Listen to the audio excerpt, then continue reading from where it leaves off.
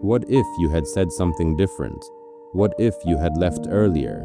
What if you ruined everything? And you just don't know it yet. If your mind keeps replaying what if, it's not because you're dramatic. It's because your brain thinks it's doing you a favor. It isn't, but it thinks it is. Most people think, what if thinking means anxiety? That's not really true. Anxiety is what it looks like on the surface. Underneath, something else is happening. Something older, quieter, harder to shut off. Your mind isn't asking what if to scare you.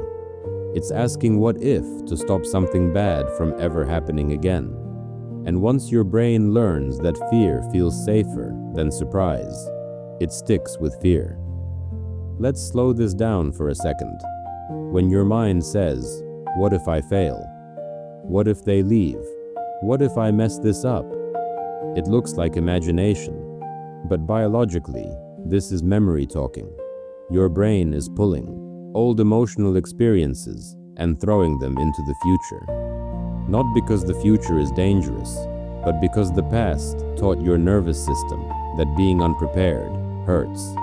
So your mind picks a strategy. Rehearse pain before it arrives. That way, if it happens again, it won't shock you as much. That's not weakness. That's protection that never learned how to turn off.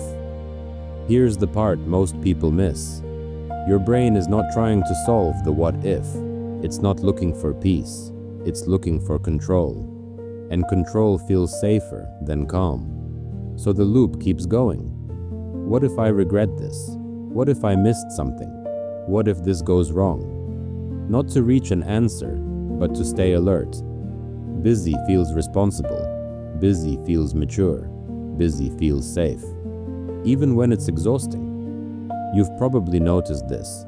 During the day, you're distracted. At night, the what ifs show up. That's not random. At night, there are no tasks, no noise, no urgency, which means your mind loses its cover. And when the body finally slows down, the brain panics a little. Because for some people, silence feels dangerous, so the mind fills the quiet with questions. Not because it wants answers. Honestly, it just doesn't want stillness. This pattern usually starts early, not always with trauma, sometimes with smaller, quieter moments. Being blamed without warning, being punished unpredictably, being responsible for how others felt, learning that mistakes weren't safe. Your brain learned something simple. I need to think ahead, or I'll pay for it. So now, years later, your mind is still on watch, even when nothing is actually wrong. People say, stop overthinking. Think positive. Let it go. That advice sounds nice, but it doesn't work, because your brain believes what if is keeping you safe. So when you try to shut it down, your nervous system reacts like you're removing armor. It pushes back. That's why fighting the thoughts makes them louder.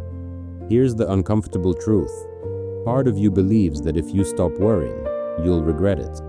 So even when the thoughts hurt, letting go feels irresponsible. Your mind says, if I relax, I'll miss something. If I stop thinking, something bad will happen. I don't know. Maybe that sounds familiar.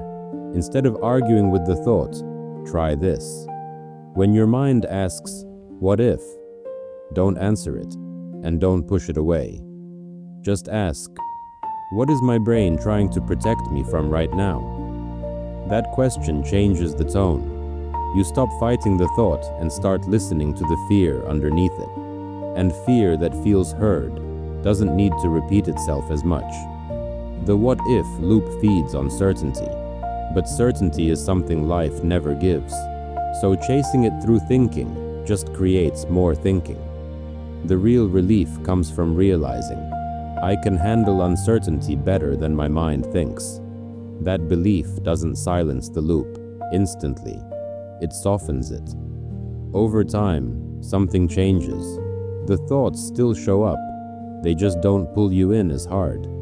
You notice them, and you don't follow them. Not because you forced anything, but because you don't need them to feel safe anymore. If your mind keeps replaying what if, it doesn't mean you're broken. It means you learn to survive by thinking ahead. But you don't need to survive right now. You're allowed to stop rehearsing pain. And slowly, your mind can learn that too.